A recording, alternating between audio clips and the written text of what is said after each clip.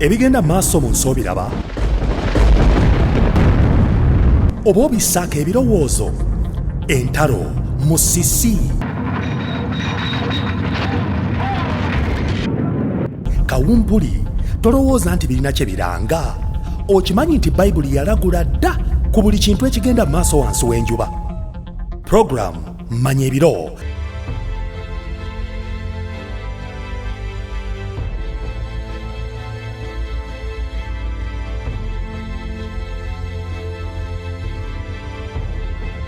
teweetaaga kugisubwa tuula tuyige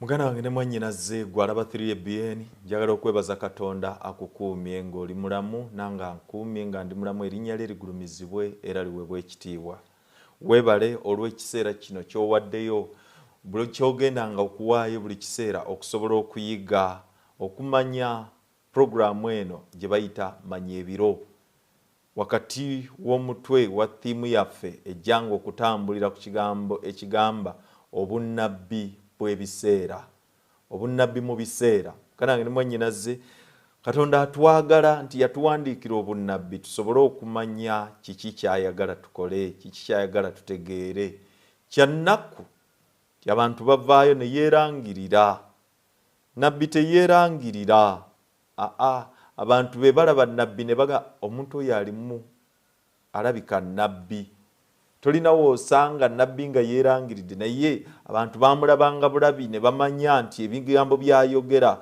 bituukirira mu bunnabbi Katonda afaayo okutulaga kiki kyayagala tubeere kiki kyayagala tumanye kiki kyayagala tutegeere mu byayita ebiriwo n'ebigenda okujja nga tetunaba kutandika kyakuyiga kino nja kusaba twewombeeke tuweeyo okusaba tukwebaza Katonda waffe kitaawe wa mukama waffe Yesu Kristo ogulumizibwe otenderezebwe era oweebwe ekitiibwa emirembe egitaggwaawo weebala olw'ekisa kyo okwagala kwo n'okusaasira kwo kubanga mu kusaasira kwo okungi otuyambye n'otulekera omukka ogw'obulamu erinnya lyo ligulumizibwe liweebwe ekitiibwa tusaba Mwoyo Omutukuvu atuluŋŋamye otuwa amagezi okutegeera n'okuluŋŋamizibwa ebiva gy'oli otukulembere mu byonna Katonda waffe bye tugenda okuyiga era ekisa kyo n'okwagala kwo bituwambaatire mu linnya lya Yesu Kristo mukama waffe bwe tusabye amiina ekyokuyiga kiriko omutwe ogugamba nti kye tujja okutandika nakyo kiriko omutwe ogugamba nti Katonda afaayo the God that cares Katonda afaayo okulaba nga abantu be bategeera Katonda okuviira ddala lwe yatonda omuntu kyali kigendererwa kye okwagala okuba ng'ayogera naye kyali kigendererwa kya Katonda okuba n'enkolagana one-on-one communion with the Creator ekitonde ekiyitibwa omuntu kyova olaba Bayibuli egamba mu lubereberye essuula esooka olunyiriri olw'26 agamba katukole omuntu mu ngeri yaffe mu kifaananyi kyaffe bafugenga eby'oku nsi ebibuuka mu bbanga ne mu nnyanja naye nga omuntu ono akoleddwa mu kifaananyi kya Katonda with the ability to think with the ability to reason with the ability okufumiiti n'obusobozi okufumiitiriza okukola okuteekawo ebitaliiwo enjawulo eriwo yeeno Katonda ye alina obusobozi okuteekawo ebitaliiwo okuva mu butaliiwo ekiri mu muntu ateekawo ebiriwo ebitaliiwo okuva mu biriwo naye nga Katonda ye yamutonda kye kitonde Katonda kye yakola nga kirina obusobozi okuteekawo ebitaliiwo naye nga biva mu butaliiwo omuntu bwe yayonoona Katonda n'agamba nkoze n'asigala ng'akyayagala okukolagana awamu naye empuliziganya yeebeerewo era ateekawo engeri endala ey'okwogera n'omuntu nga tamulaba naye ng'ayogera naye okuyita mu birooto okuyita mu kwolesebwa okuyita mu bunnabbi era mu mbeera efaanana bw'etyo obunnabbi buno Katonda ayogera naffe naye obunnabbi kye ki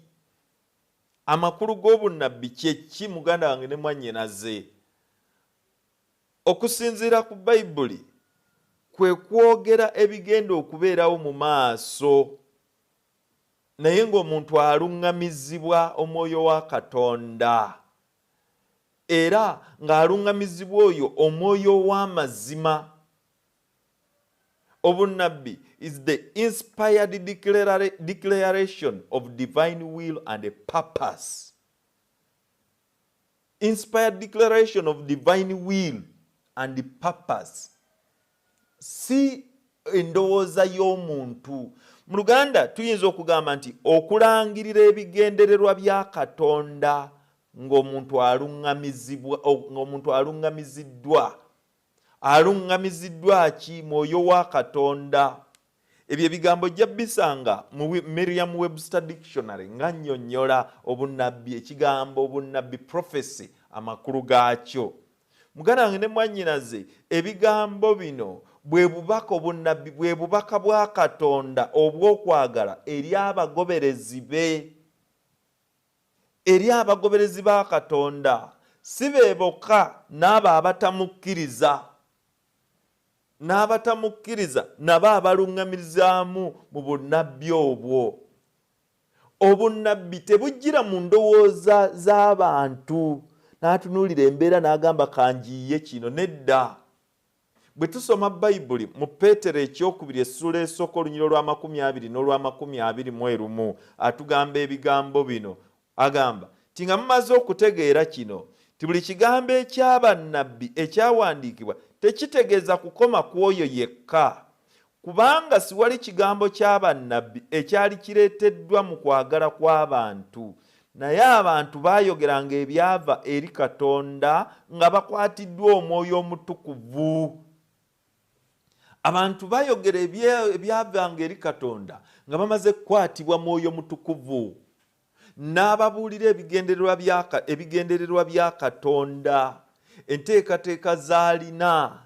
Obunnabbi buno, omuntu ono aleeta obunnabbi buno atayogera bibye, naye ayogera Katonda by'ayagala, ayogera Katonda by'amugambye. Kyova olaba bannabbi bwe baabanga bayogera bye boogera nga bagamba ekigambo nti bw'ati bw'ayogera Mukama, thus says the Lord. Bw'ati bw'ayogera Mukama Katonda ow'eggye. Nabbi ono ebigambo by'ayogera bubaka obuva eri Katonda. Buyinza okubeera bitter. It can be of bitter pain to him or her. Ono nabbi aleese biyinza okuba nga bimuluma, bimunyiga, naye ng'alina okukyogera. Obubaka alina okubutuusa kubanga ekyo Katonda kyayagala ayogere. Genda ogambe, genda oyogere. Kyava ajja ng'ayogera ebigambo ebigamba nti bw'atyo bw'ayogera Mukama. Omuntu aleeta obunnabbi buno tayogera bibye. Prophet, nabbi oba prophetess aleeta ebigambo ebyo byawulidde, ebyo byalabye, Katonda byamwolesezza, ng'ayogera ebigambo bino ng'abirabye n'amaaso ge. Kyova olaba nabbi oluusi bwe yawandiika ng'agamba nendaba, laba. Naddala Yokaana bw'aba awandiika agamba nti nendaba. Byalaba si bye bibye, ebimu byalaba si byebyo byategeera. Bannabbi abamu ne bye baawandiikanga tebaabitegeeranga. Nga Danyeri abuuza Katonda, abuuza malayika Gaburiyeri, bitegeeza ki bino? Malayika amugamba bikkako kubanga si bya kiseera kyo, wabula bya kiseera kya nkomerero. Kati Danyeri yafa naye n'okubitegeera tabitegedde. Muganda wange ne mwannyinaze, a prophet speaks what he or she has heard and what he or she has seen. Era nabbi ono ayogera ebintu ebitalabibwa na maaso ga bulijjo, ebitawulirwa na matu ga bulijjo. Ayogera ebimu newankubadde kati ebimu abyogera, asobola okwogera ebyo ebyaliwo edda nga naye tannaba na kuzaalibwa. Ekyokulabirako nga Musa awandiika ensi bwe yatondebwa nga teyaliiyo, ng'emyaka egisoba mu 2000 ndowooza nga gina mu 3000 oba mmeka, abiwandiika. Kati awandiika ebyaliwo edda, ebyaliwo ne mataba gy'ataali, ebitabo ebitaano ebisooka byonna abiwandiika, naye nga tabimanyi, teyaliiyo. Naye olw'ekyo Katonda kye yamwolesa, asobola n'okulaga ebibaddewo mu kiseera ekyo. Nga Nasanayiri bwe yajja eri Dawudi, teyaliiyo nga Dawudi ayenda. Dawudi yali akikuumye nga kyama, nga n'okukikweka akikwese. Naye nnabbi Nasanayiri bw'ajja gy'ali, amugamba ebyabaddewo wakati we n'omukazi, era ne mukazi wa Uliya. Nabbi ayogera n'ebigenda okujja maaso. Bwe tusoma mu Samwiri ekisooka essula ey'omwenda olunyiriri olw'omwenda, agamba ebigambo bino: edda mu Isirayiri omuntu bwe yagendanga okubuuza Katonda, n'ayogeranga bw'ati nti, jangu tugende eri omulabi, kubanga oyo ayitibwa nnabbi, kaakano baamuyitanga mulabi, kubanga oyo ayitibwa nnabbi kaakano baamuyitanga mulabi edda.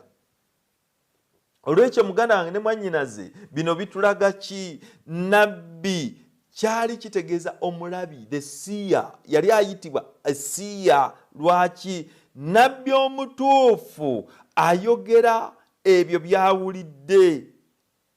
A true prophet doesn't profess out of his or her own feelings. Tayogera kusinzira ku nga nze bwe ndowooza. Naye Katonda kyayagala. Tayogera kusinzira by'asuubira nga ye oba by'atya, nedda. Naye ebyo by'ayogera tebikuli ku ye. He is dependent upon God. Ayogera ebyo Katonda by'amuwadde. Obunnabbi ebiseera ebimu bwogerwa mu lulimi olw'obunnabbi, nga byogerwa mu bubonero, nga bikwekeddwa. Era olulimi luno olw'obunnabbi, it can only be encoded by the Bible. Busumululwa na byawandiikibwa, ate byawandiikibwa byokka, awatali kirala kyonna. Obunnabbi bwe bubaka obusinga okubeera obw'amaanyi, naddala mu biseera bino eby'enkomerero, so nga ate bwe businga okutegeerwa obubi. Mukama Katonda atuyambe tusobole okukozesa obunnabbi nga tuleka Omwoyo Omutukuvu atulungamye, nga tetuteekamu ndowooza zaffe. Kyamakulu nnyo Katonda muno atulaga mu bunnabbi, atulaga enteekateeka omulabe z'alina, Setaani z'alina. Mu bunnabbi Katonda atulaga ebyo Setaani byateeseteese okukola ng'ayita mu bantu, mu bakulembeze. Mu bunnabbi Katonda atulaga enteekateeka ze z'alina eri omwana w'omuntu. Mu bunnabbi Katonda atulaga ekyo kye tusaanidde okukola. In prophecy God tells us the past, the present and the future. Ebyo byonna abitulaga. Kuyita mu bunnabbi Katonda atubikkulira ekyama kye eky'obulokozi. Okuyita mu bunnabbi Katonda atubikkulira ti newankubadde ebyo biri bwe bityo, naye nnina enteekateeka ennungi eri omwana w'omuntu. Okuyita mu bunnabbi Katonda atulaga Setaani, enkweze n'ekibi gye kitwala omwana w'omuntu. Muganda wange ne mwannyinaze, tuli mu nsi ejjuddemu obubi. Tuli mu nsi ng'omuntu ajeemera Katonda at every cost. Era mu mbeera efaanana bw'etyo, ensi eno omuntu yeesanga ng'akwatirwa wakati w'obulungi n'obubi, ng'akwatiddwa wakati w'obulungi n'obubi. Jjajjaffe Adamu ne Kaawa bwe baayonoona, ekyaddirira kyali kiriwa? We were entangled into sin. Twagwa mu mutego ogw'ekibi. Era twesanga nga tuli wakati w'olutalo olunene. Bwe tusoma mu kitabo kya Kubikkulirwa essula ey'E12 olunyiriri olw'omusanvu okutuuka ku lw'amwenda, ayogera ku lutalo luno olunene, olutalo olwatandikira mu ggulu ne twesanga nga tuli wakati mu lwo. Olutalo luno olwatandikira mu ggulu nga lutandika ne bajjajjaffe, bajjajjaffe abaasooka ne baluyingiramu. mu lutalo luno sitaani ng'anoonya okwegulumiza okusinga omutonzi. Mu lutalo luno sitaani ng'ateekawo obulimba. Mu lutalo luno sitaani ng'ayagala okuzikiriza buli kimu kyonna n'omuntu ng'akozesa obulimba. Naye obulimba ng'agattamu addira amazima n'atabikamu obulimba. Muganange ne mwannyinaze tuli wakati, we are in the great longest outstanding war, controversy. Tuli mu lutalo olukyasinza okubeera oluwanvu. Maama w'entalo zonna, nakazadde w'entalo zonna. Era omulabe sitaani ajja kukola kyonna ekisoboka mu buyinza bwe, ekiri mu buyinza bwe, okulaba ng'atwala abantu bangi nnyo nga bw'asobola mu kuzikirira. Ku Bikkuliro essula y'e12 olunyiriro lw'omusanvu okutuuka ku lw'omwenda agamba bw'ati: ne waba olutalo mu ggulu, Mikayiri ne bamalayika be nga batabaala okulwana n'ogusota. Ogusota ne gulwana ne bamalayika baagwo, ne batayinza so ne watalabika kifo kyabwe nate mu ggulu.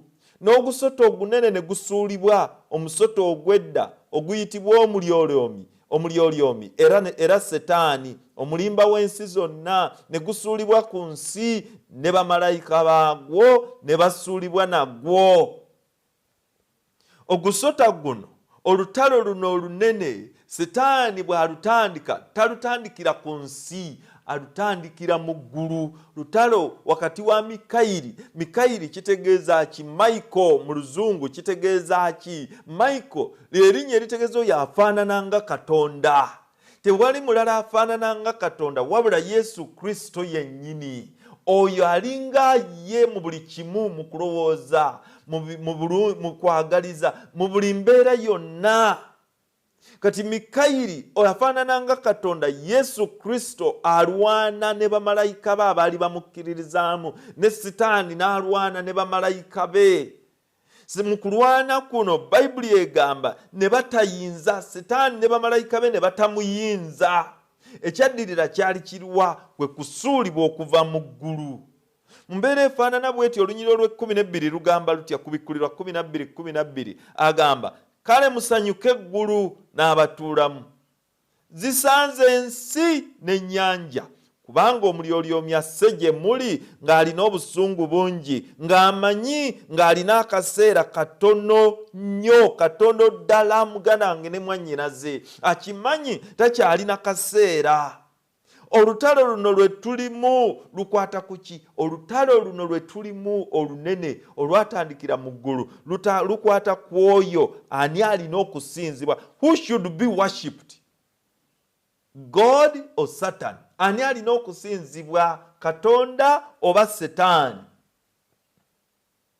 The creator or the creature?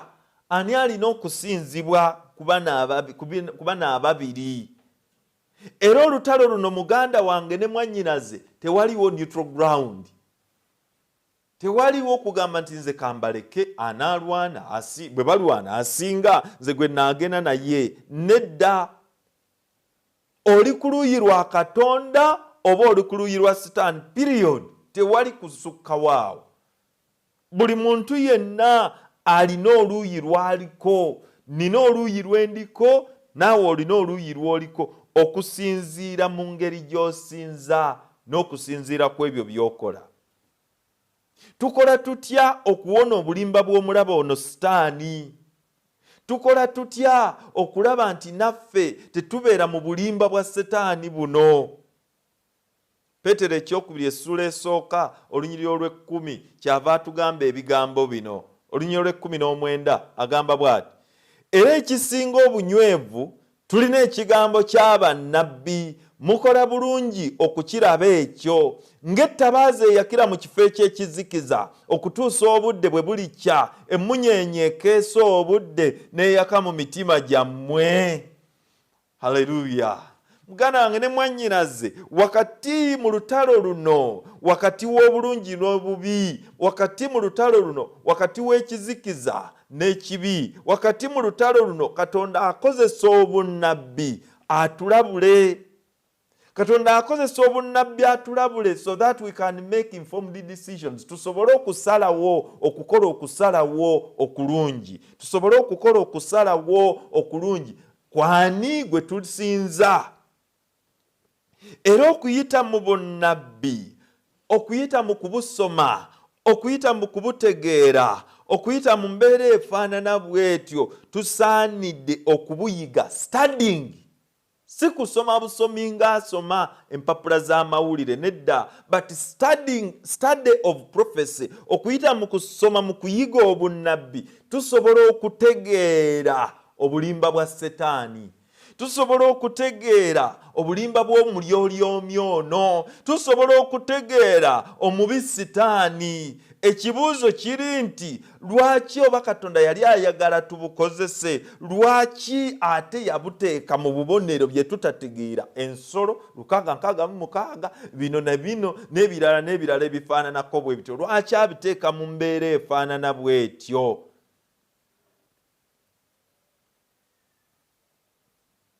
Okusobola okukuuma obunnabbi nga tebujunguluddwa, Katonda akozesa obubonero. Katonda akozesa olulimi olw'obunnabbi. Era Setaani aleme okubutegeera, okubujungulula. Yensonga lwaki ekyo Katonda yakikozesa, Setaani okuyita mu bantu aleme kujungulula bunnabbi.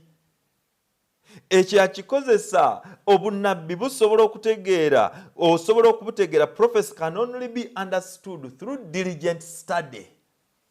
Ng'okoze okuyiga ate n'okuluŋŋamizibwa Omwoyo Omutukuvu. Katonda mwetegefu okubitubikkulira byonna. Yesu Kristo kye yava atugamba, Yokaana essula y'e14 olunyiriro lw'e16, ti nange ndisaba Kitange n'abawa Omwoyo ow'amazima, oyo alibaluŋŋamya mu byonna bye nabayigiriza, alibayigiriza byonna, alirumiriza ensi olw'omusango, alituyigiriza ako. Era agenda maaso n'atugamba siribaleka bamulekwa. In other words, siribaleka mu bbanga mwe kwekolera byammwe, siribaleka mu bbanga mwe kwenoonyeza byammwe, siribaleka mu bbanga kugenda nga mubungeeta bwe mutyo nga mubulubuluta. Nedda, naye akozesa obunnabbi buno okuyita mu Mwoyo Omutukuvu n'abutuyigiriza. Kino kye njagala otegeere muganda wange ne mwannyinaze, toggwangamu amaanyi bw'osomanga n'otegeeramu bitono nnyo, weeyongera okuyiga. Bwe munanoonya, bw'ati bw'ayogera Mukama, ti bwe munanoonya n'omutima gwammwe gwonna, munandaba. If you diligently search for me with all your heart, n'owaayo omutima gwo gwonna, ne tumunoonya ng'ekyomuwendo. Bwe tumunoonya ng'ekyomuwendo, ajja twebikkulira, ajja kutweraga. Kyava agamba ebigambo bino nti obanga munjagala munaakwatanga ebiragiro byange. Yokaana essula y'e14 olunyiriro lw'e15 okutuuka ku lw'e17 n'olwa20 ze tugenda okusoma 26, agamba bw'ati, obanga munjagala munaakwatanga ebiragiro byange. Nange ndisaba Kitange, naye alibawa omubeezi omulala abeerenga nammwe emirembe n'emirembe, Omwoyo ow'amazima, ensi gwe teyinza kukkiriza kubanga temulaba so temutegeera, mmwe mumutegeera kubanga abeera gye muli era anaabanga mu mmwe. Bwe twewaayo okunoonya Katonda n'emitima gyaffe gyonna n'amagezi gaffe gonna, bwe twagala Katonda nga tumaze okumukkiriza, okwagala okwo ne tukwatanga ebiragiro bye, Mwoyo Omutukuvu ajja kumusaba, Yesu Kristo ajja kumusaba Katonda amutuwe, abeere naffe emirembe n'emirembe, si kiseera buseera, mirembe na mirembe ng'atuyigiriza, ng'agenda atuluŋŋamya, ng'agenda atukulembera mu byonna. Naye olw'17 lwagambye Omwoyo ow'amazima, kitegeeza waliwo n'emyoyo egitali gya mazima. Olw'ekyo tulina okugenderera. Bayibuli kyeva etugamba nti mukemenga emyoyo oba giva eri Katonda. olina okugendera muganda wange ne mwannyinaze mu bunnabbi, toteekamu magezi go ga buntu. Bw'osoma n'otakitegeera kakuma vivi fukamira weegayirire Katonda akuyambe akikutegeeze nga bwe yakitegeeza abalala, nga bw'ayita abalala naawe mwegayirira akuyita akuluŋŋamya akikutegeeze nga Danyeri bwe yeegayirira. Bayibuli etulaga ti Danyeri yeegayirira okumala ennaku 21 ng'obunnabbi tabutegedde ng'akaabirira Katonda for 21 days, weeks 3 ng'akaaba yeegayirira amusaba amutegeeza obunnabbi okutuusa Katonda lwe yamusindikira malayika n'amuyigiriza. Gw'ayinza obutakusindikira malayika naye atajja kuwa Mwoyo Mutukuvu agende ng'abikubikkulira, agende ng'abikulaga. Olw'ekyo muganda wange ne mwannyinaze agambye nti kubanga abeera gye muli era anaabanga mu mmwe, bw'amukuwa abeera mu ggwe. Olw'abirimu lugamba lutya? Olw'abirimu lugamba ti naye omubeezi Omwoyo Omutukuvu Kitange gw'alituma mu linnya lyange, oyo alibayigiriza byonna, alibajjukiza byonna bye nabagamba.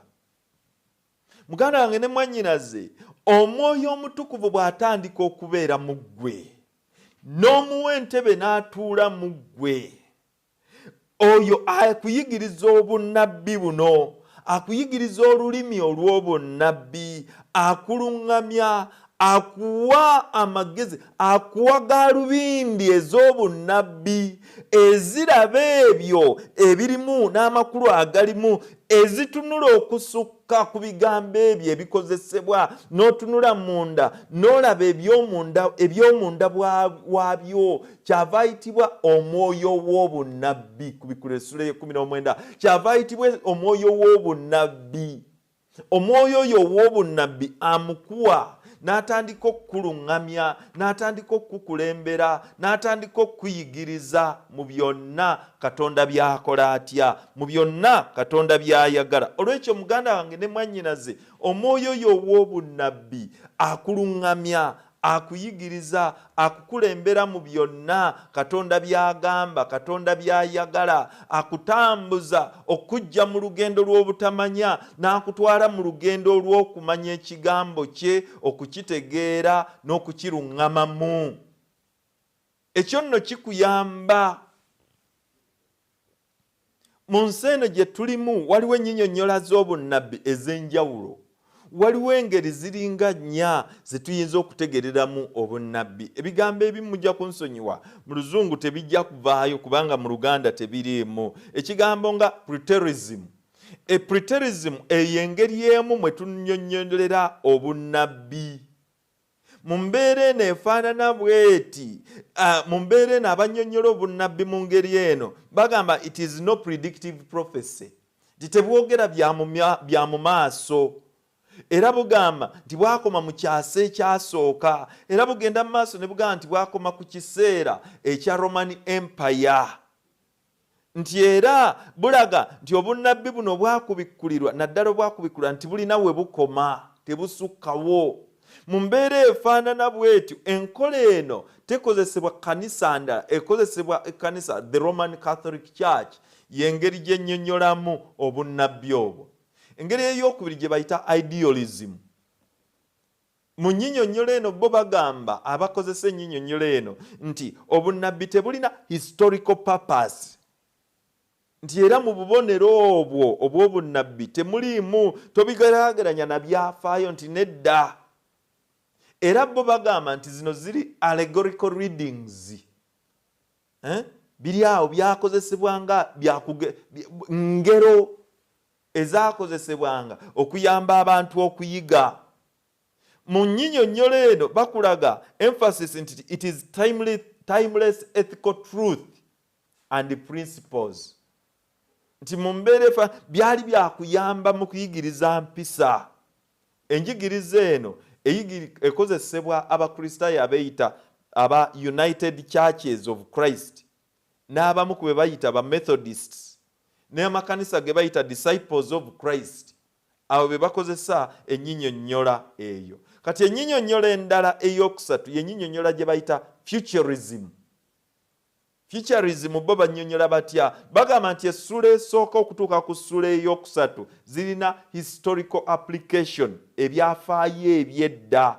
Ti ate essula ey'okuna okutuuka ku y'abiri ti ebyo biraga eby'omu maaso ebigenda okubeerawo.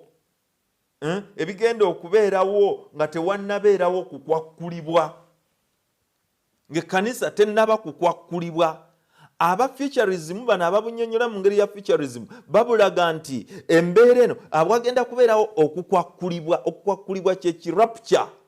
Waliwo omunaaba muli awo nga gundi atwaliddwa, ng'oli atwaliddwa, ono munaaba muli ku TV muyigiriza ali mu byuma, mugenda okuddamu okutunula bwe muti nga takyaliwo bamututte. Enjigiriza eyo nayo weeri. Kati abannyonnyola mu njigiriza eyo bagamba nti ebyo bigenda kubeerawo bwe bityo. Era bagamba nti obunnabbi bwe kkanisa ziri ezisemberayo ddala nga Yesu Kristo tannaba kujja, nti bukwata ku kkanisa ezo. Enjigiriza eno ekozesebwa amakanisa gano eya secret rapture, ekozesebwa amakanisa gano the Baptists, ekozesebwa amakanisa aga Assemblies of God n'amakanisa ag'aba Pentecostal churches. Kati ate ne wabaawo enjigiriza interpreter eya historical interpretation. Mu njigiriza eno bageraageranya ebyawandiikibwa mu bunnabbi ne babigeraageranya ne babigeraageranya n'ebyafaayo, ne bageraageranya ne baga kino kyaliwo mu kiseera kino, ne baddayo ne basoma. Muganda wange ne mwannyinaze eno enjigiriza enyinyonnyola interpreter, obwedda ngamba enjigiriza interpreter ey'obunnabbi.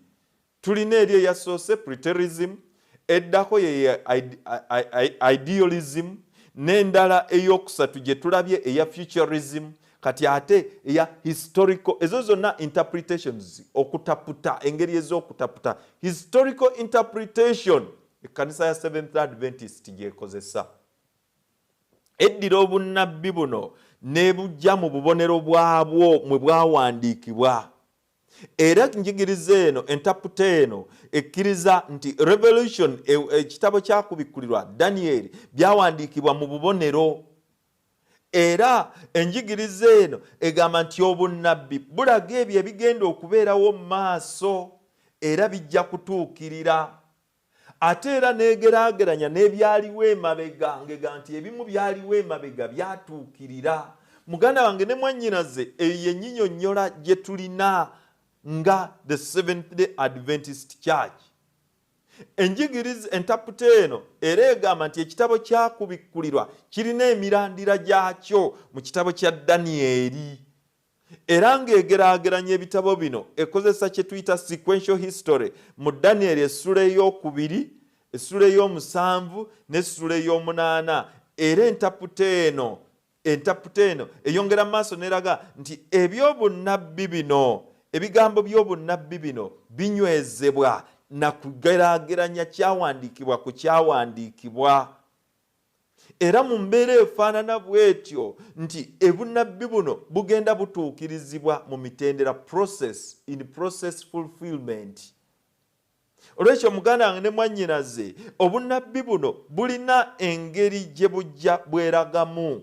Obunnabbi buno bulina akakwate ku byaliwo, n'endagaano enkadde yonna ejjudde bunnabbi. Emikolo egyakolebwanga mu yeekaalu bwonna bwalinga bunnabbi. Ebifaananyi ebyateekebwangamu byonna bwalinga bunnabbi. Muganda wange ne mwannyinaze, sanctuary scenes zino zonna bw'osoma mu kitabo kyakubikkulirwa essula esooka olunyiriro lw'12 okutuuka ku lw'20 lwonna lutuwa ennyanjula. In fact, okuviira ddala ku lunyiriri olusooka, obunnabbi bwa Mukama waffe Yesu Kristo bwe yawa malayika we, Katonda bwe yamuwa naye n'abuwa malayika we n'abuleetera Yokaana n'abutwalira abantu be. Obwebyo ebyali bigenda okubeerawo awo ekkanisa ya Seventh Adventist wenywerera.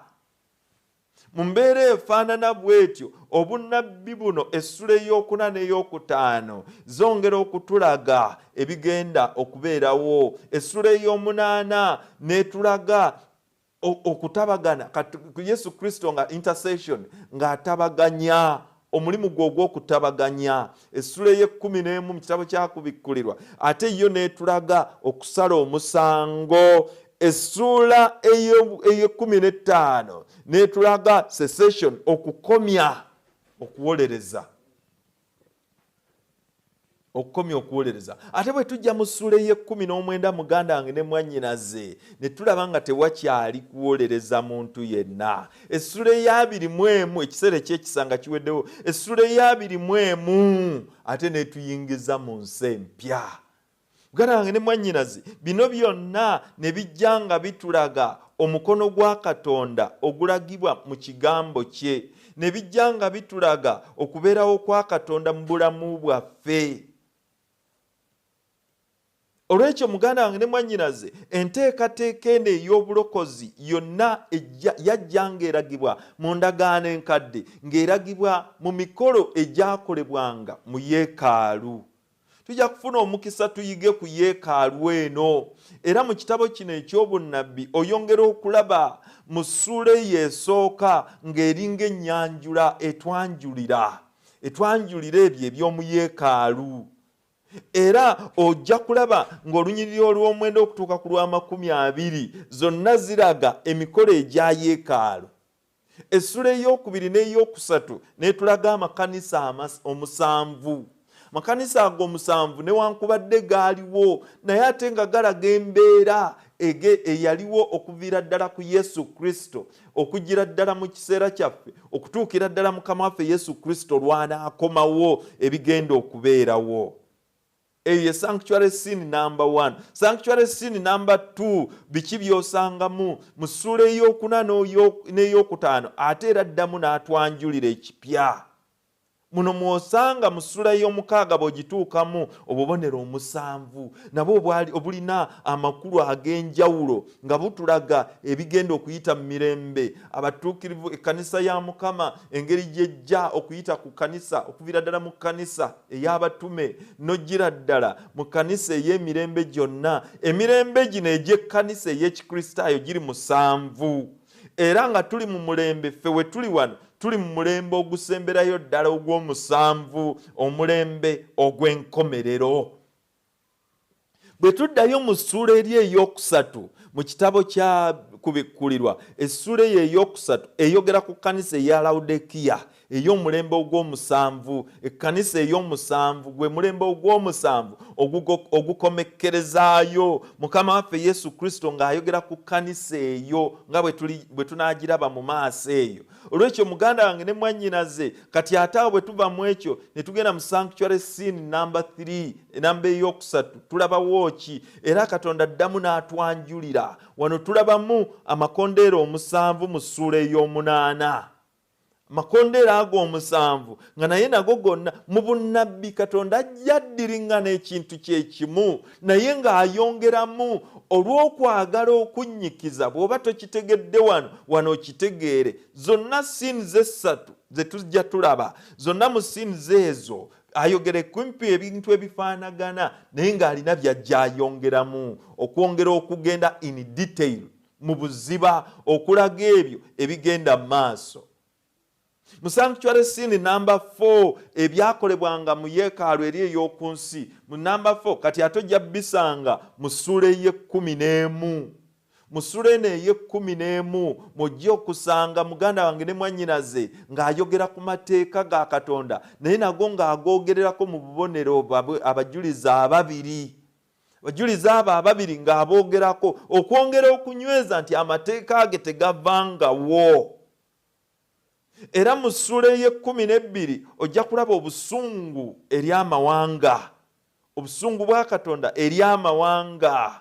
Muganda wange ne mwannyinaze, mu ssula ey'ekumi okutuuka ku y'ekumi we wali focal point mu sanctuary scene. Focal point kyeki? Mu physics kye bayita focal point y'entabiro, ekintu kwe kyetoololera kyonna, byonna kwe byetoololera. Mu zino essula ebbiri, essula esatu, 12, 13 ne 14 mw'ojja okulabira entabiro y'ebikolebwa byonna, mwe tulabira entabiro y'ebikolebwa byonna.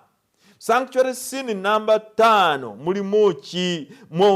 Tetusangamu ebibonyoobonyo omusanvu. Sura ye 16 neye 17. Ebibonyoobonyo ebyo omusanvu nga tebiri ku bantu ba Katonda, naye biri kwabo abaganya okukola Katonda, okuwulira Katonda by'ayagala. Ekiseera eky'ekisanga akijjeewo, akimaliddewo ddala. Olwekyo muganda wange ne mwannyinaze, ebyo bye bitulaga mu bifaanana bwe bityo, mu mbeera efaanana bwetyo. Era bwe tugenda nga tutambula, ekisa kya Katonda nga kituluŋŋamya, obunnabbi buno Katonda abutuleetera, abutuwa, si lwa kwegulumiza ffe. Muganda wange ne mwannyinaze, gwe Omwadventi teweenyumirizanga nti ffe abamanyi, ffe abategeera. Nedda, ekyo si kye kikulu, naye okutegeeza ensi. Bw'aba abukubikkulidde, aba ayagala otegeeza ensi, ogimanyise, ogirage enteekateeka za Katonda. Ekibi oluusi kye tukola kwe kutiisa. Obunnabbi bwonna muganda wange ne mwannyinaze bujja nga butulaga ebigenda okubeerawo, nga bitiisa, nga by'amaanyi, nga tulaba nga ate Abakristaayo be banafu, naye mu byonna nga Yesu Kristo ajja awangula. Bw'osoma mu kitabo kya Danyeri essula ey'okubiri, obunnabbi obuyita mu myaka gyonna, ojja kulaba kino kyojja okulaba nti emirembe obwakabaka obuna obwogerebwako, obwakabaka 14 obwogerebwako. Bwe ŋŋamba 14 ntegeeza omutwe, ne ntegeeza ekifuba, ne ntegeeza ekiwato, ne ntegeeza amagulu, ne ntegeeza n'obugere 10. Obwakabaka 10, bwe bwakabaka 14 obuli awo. Kati mu bwakabaka 14 buno bwonna tumaliriza ate tulaba obwakabaka obulala obwe15 obujja, ejjinja eryasalibwa awataali ngalo, ng'oyo si mulala ye Yesu Kristo. Olwekyo muganda wange ne mwannyinaze, mu bino byonna ekirimu kyeki eschatological consummation. Sini ey'omukaaga ekyo kyetulaga obuwanguzi bwa Mukama waffe Yesu Kristo, obuwanguzi bwe mu buli kimu kyonna.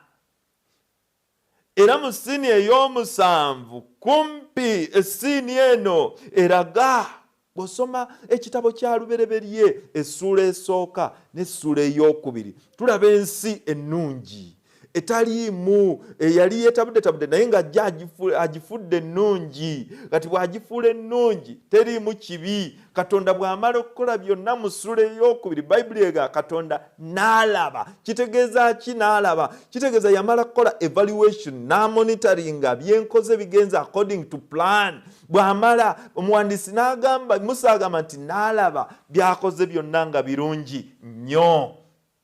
Tulaba ensi ennungi etaliimu kibi, etaliimu ndwadde, etaliimu kulumwa, etaliimu kunyigirizibwa. Omuntu nga atondeddwa ali mu kifaananyi kya Katonda, Katonda ng'ajja mu lusuku n'anyumya naye. Kati ate essula ey'okusatu, okuva ku ssula ey'okusatu bw'osoma wonna ebitabo byonna ebirya Lubereberye essula ey'okusatu, bw'osoma wonna okweyongerayo mu maaso ne tulaba ensi egoyebwa ekibi. Ekibi nga kyeyongera okugoya ensi neeyonoonekera ddala okutuukira mu mbeera ne Sitaani w'agamba, n'adda mu nsonda n'aseka n'agamba nti nze ebyo siyinza bikola. Essula ey'okusatu kitabo kya Lubereberye n'ogenda paka ku ssula eya20 mu kitabo kya Kubikkulirwa, ensi egoyebwa kibi, temuli ssanyu, temuli mirembe. Naye ate essula eya 21 tulaba ensi ezzibwayo, ensi empya. Yokaana gy'ayogerako, eggulu erijja, nendaba eggulu erijja n'ensi empya. Nendaba ekibuga Yerusaalemi nga kikka okuva mu ggulu, nendaba ensi empya. Bino byonna Yokaana abyogerako olunyiriri olwa 9 mu ssula eya 21 okugendera ddala maaso mu 22 okutuuka ku lwokutaano. Mu ssula eya 22 okutuuka ku lwokutaano atulaga Yerusaalemi ekijja. Olunyiriri olw'omukaaga mu ssula eya 22 okutuuka ku lwa 21 n'atulaga kye tuyita epilogue, obuwanguzi, okuwumbawumba, enkomerero, nga Katonda ataddewo ekibuga, ensi endala, nga ye mufuzi waakyo. Era ng'entabiro ya bino byonna muganda wange ne mwannyinaze, heavenly temple ng'eri wakati mu nsi. Katonda ng'ataddewo obwakabaka bwe butagenda kujjululwa emirembe n'emirembe. muganda wange ne mwannyinaze obutagenda kuvaawo emirembe egitaligwawo. Olwekyo muganda wange ne mwannyinaze obunnabbi buno bukola ku byafaayo, butulaga ku byafaayo ku Bikkulirwa essula esooka okutuuka ku ssula ey'e11. Butulaga, it deals with historical part. Era ng'ekinyusi kyayo etulaga emirembe gyonna egy'Ekikristaayo. Ate essula ey'e11 olunyiriro lw'e19 okutuuka ku ya22 olunyiriro olw'omusanvu lutulaga eschatological, okujja kwa Mukama waffe Yesu Kristo, okubeerawo kwe, ekiseera eschatological, ebiseera eby'enkomerero, Mukama waffe Yesu Kristo ng'ateekawo obwakabaka bwe. Era essula ezo ziraga ku bintu final events ebigenda okubeerawo mu biseera eby'enkomerero. Essula zino abantu abasinga okuyigiriza obunnabbi ensobi gye basinga okukola kwe kulaga ebitiisa byokka ne batalaga Yesu Kristo nga ye muwanguzi. Abantu ne bagwamu essuubi. Abamu bambi balowooza nti bwe banaatiisatiisa abantu bajja bakkiririsa amazima. Ekyo si bwe kiri muganda wange ne mwannyinaze. Omuntu takkiriza mazima lwa kutya, omuntu akkiriza amazima olw'essuubi erigalimu. Essuubi eryo si ddala ye Yesu Kristo.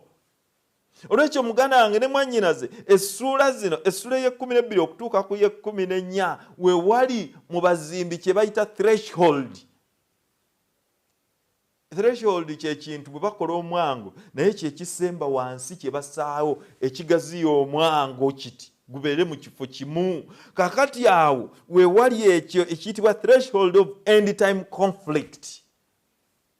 Okubeerawo kwa Katonda mu lutalo luno olunene nga lulaga nti Yesu Kristo ye muwanguzi. Era wano we wali ekinyusi ekikulu eky'obunnabbi bwonna mu kitabo kino ekyakubikkulirwa. We wali ekinyusi ekikulu, we wali ebisinga byonna, we wali amaanyi Mukama waffe Yesu Kristo gala ly'essuubi ery'omukristaayo mu byonna. Olwekyo muganda wange ne mwannyinaze mu bino byonna efokasi y'ekitabo kyakubikkulirwa, fokasi y'obunnabbi yakutulaga muganda wange ne mwannyinaze nti mu nsi tetugenda kubeeramu na mirembe. Leka tukole, leka tulime, leka tusome, leka tukole byonna, naye ekigendererwa kyaffe, focal point yaffe leka ebeere Yesu Kristo n'obulokozi bw'ateeseteese. Atugamba oyo nti mu nsi mulimu ennaku naye mugume kubanga nze mpangudde. Tuli wakati mu lutalo olunene muganda wange ne mwannyinaze, wakati wa Kristo ne Setaani. Era entabiro ya bino byonna, kayezimu eya kino kyonna si ndala kutulaga ti Yesu Kristo yasobola okutuwonya byonna. Yesu Kristo yasobola okutuwanguza. Muganda wange ne mwannyinaze totya. Bayibuli egamba alina omukisa oyo asoma, alina omukisa oyo awulira, n'oyo ateeka mu nkola threefold blessings mu kitabo kino ekyakubikkulirwa. Bwe bakugambanga nti tokisoma, ekyo kyabikkibwako. Muganda wange kimanye, omukulembeze w'eddiini akugamba ekyo, kimanye nti akufiiriza mukisa. Kubikkulirwa essula esooka olunyiriro olusooka lutulaga mikisa myereere mu kitabo kino. Olina omukisa bw'osoma, olina omukisa bw'owulira, olina omukisa bw'oteeka mu nkola. Bw'oba tosobola kusoma osigaze emikisa ebiri, kuwulira na kuteeka mu nkola. Bw'oba osobola okusoma, soma weefunire omukisa. Bw'omala okusoma teeka mu nkola, ate era wuliriza n'abalala nga bayigiriza, kubanga ffenna Mwoyo atubikkulira mu ngeri ey'enjawulo. Wuliriza nga bayigiriza osobole okufuna omukisa ogwo. There are 7 blessings, 7 churches, 7 seals, 7 trumpets and 7 plagues.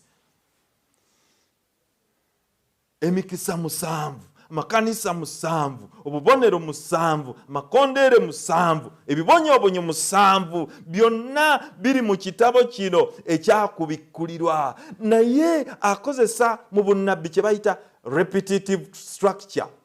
repetitive structure kyeki ajja ddiringana ebintu ebimu naye ng'alina by'ajja ayongeramu. Lwaki? Asobole okulaga okusobola okwongera okukunyweza essula ey'okubiri n'ey'okusatu bw'omala okugiyiga ate n'akutwala mu y'okuna n'ey'okutaano n'abaako byakwongera okuyigiriza. It is like being promoted from P1 to P2 up to S6 oba ku university.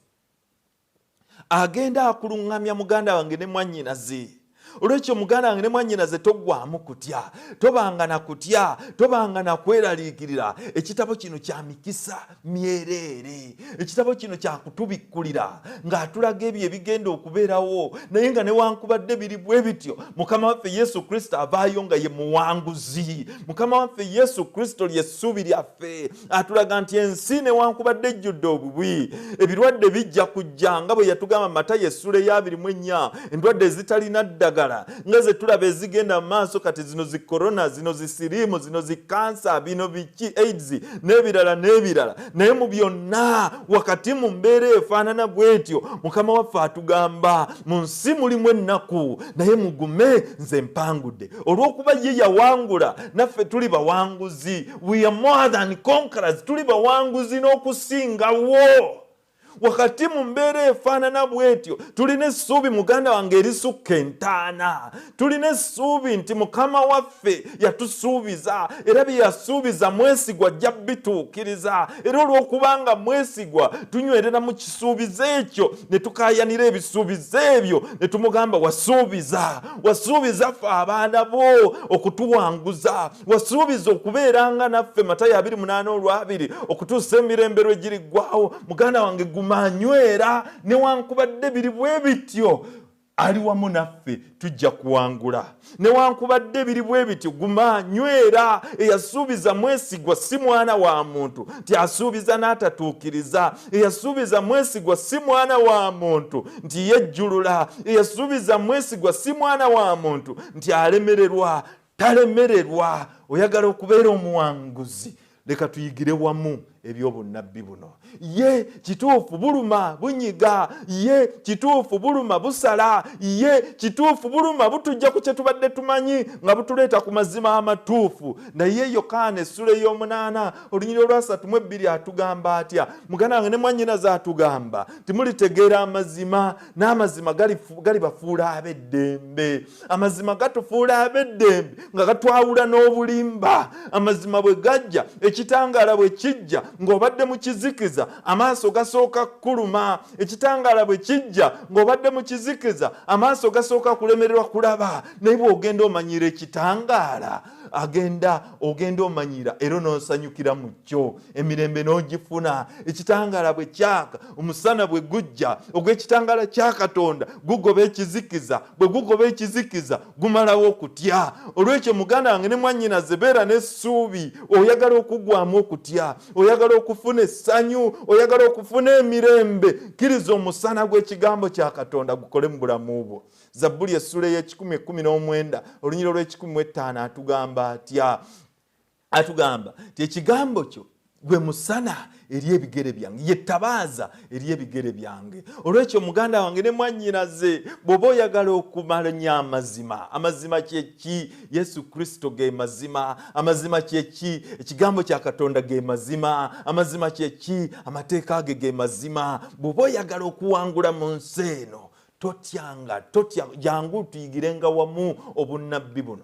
Jangu tutegeere Katonda by'atwagaza. Wejjeemu endowooza gy'ate oyo atuvuma. Wejjeemu endowooza ti ekigambo kya Katonda kibi. Wejjeemu endowooza ti ate ebyo ebitabo bizibu nnyo. Bw'oba oli mu Advent muganda wange ne mwannyinaze, wejjeemu endowooza ey'okulowooza nti gw'osobola okwetukuza wekka. Nedda tosobola. Muganda wange ne mwannyinaze, Mukama ayagala tumanye nti ekitutukuza kiri kimu, Yesu Kristo yekka. Musaayi gwe gwokka gwe gutunaazaako ebibi, tewali kirala. Muve mu by'okugamba mu back to Eden, muve mu kulya emmere embisi, muwogo mubisi, lumonde mubisi, ebifa ebyo tosobola kwezzaayo mu Eden wekka.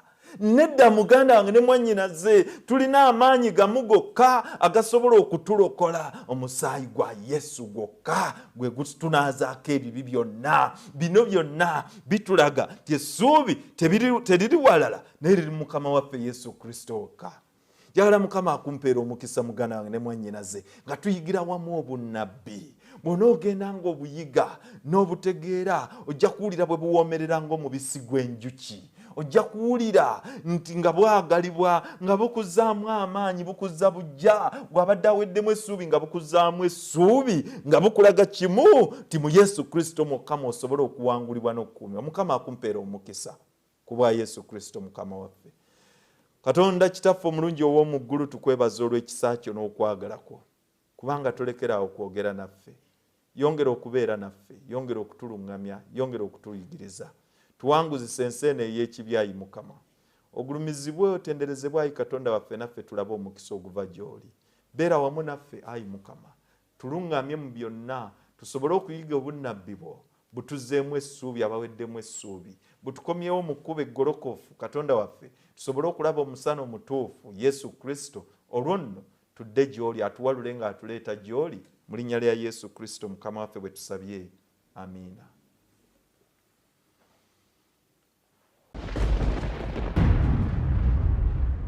Ebigenda maaso mu nsoobiraba oba obissaako ebirowoozo, entalo, musisi, kawumpuli, tolowooza nti birina kye biranga. Okimanyi nti Bayibuli yalagula dda ku buli kintu ekigenda maaso wansi w'enjuba. Program Manya ebiro teweetaaga kugisubwa.